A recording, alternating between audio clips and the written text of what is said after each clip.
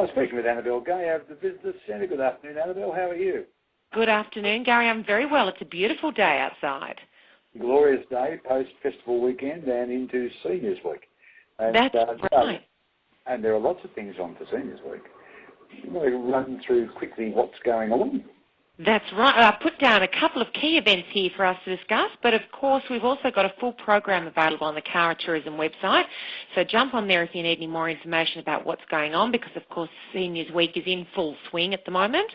So the Seniors Week Amateur Art Competition is going on, with votes being taken for the People's Choice Award.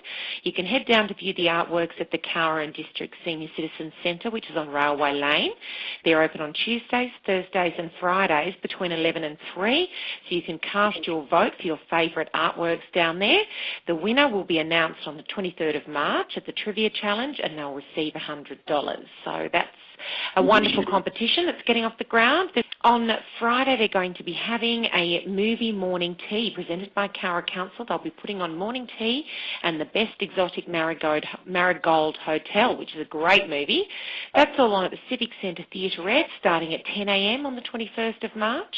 And later on that afternoon, they've got songs and snags, courtesy of Neighbour Aid and Meals on Wheels. So join them for a sing-along and a gourmet sausage sandwich at River Park between 11 a.m. and 2 p.m. Just bring a hat, a chair and sunscreen, and they'll do the rest. And then finishing out Seniors Week, we have the Trivia Challenge, which is very competitive and highly sought after. It's not too late to book your table in for the chance to win $100 for your group and the trophy, which is the part that's the highly sought after bit. Entry cost is only $2 per person, and you can contact Bev on 6341 1030. It all starts at 1:30 p.m. on Sunday the 23rd at the Services Club. Sounds like a plan to me. One day I'll be mature enough to go in some of those.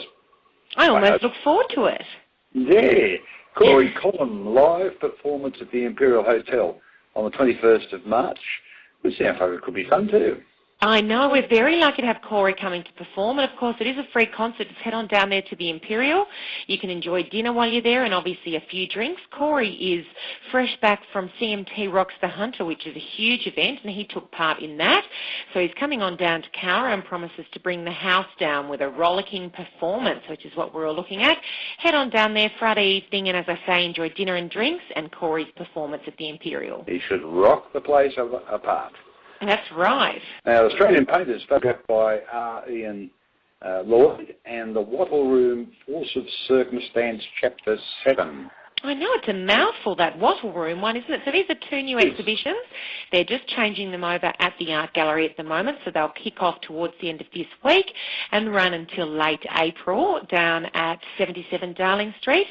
So the Australian Painters, photographed by R. Ian Lloyd, is an exclusive behind-the-scenes photographic tour of a variety of Australian artists working in their own studio environments, which provides a unique insight into the minds and moods and creative processes of some of the nation's most acclaimed painters. So a very different approach that they've taken there. It's the artists who are being photographed, so a bit the other way round. And then running at the same time is this Wattle Room, Force of Circumstance, Chapter 7. And that's an exhibition of new works by Hill-End artist Genevieve Carroll, and it's a visual memoir circumnavigating the world in which she lives. So that should be fascinating. Both are travelling exhibitions, so wonderful that they've been able to stop off here at Cowra. I'm amazed at some of the things they have down there. They've been absolutely brilliant. We're very lucky, aren't we? Very different indeed. And Flickerfest out at Rosno this year. That sounds like it's always popular, isn't it? I like the idea of little movies.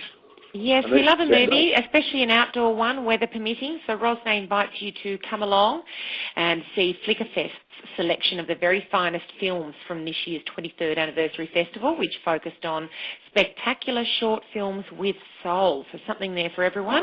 Head on out to the vineyard. The gates open at 6:30 p.m. for dinner and Rosne wine plus the show, and the screenings themselves will start at 8 p.m.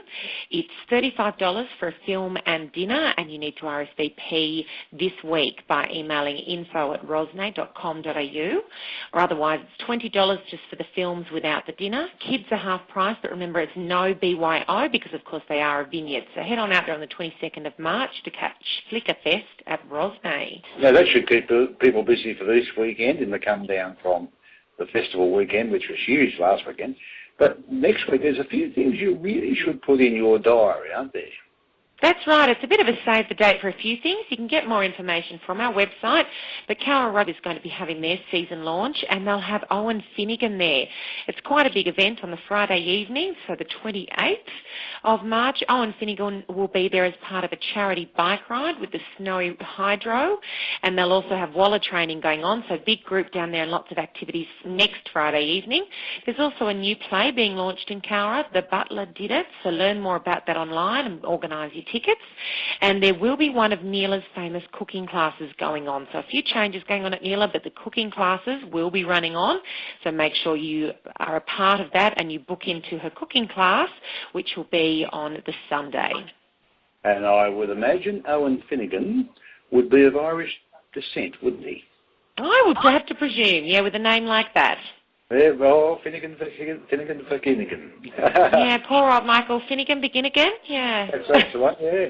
Sounds like a plan to me. Well, that should keep us all nice and busy for the weekend. Lots of bits and pieces to do, particularly for those of us who are a bit more mature. Well, thanks for sharing that with us, and we'll catch up with you next week to find out what's on next week.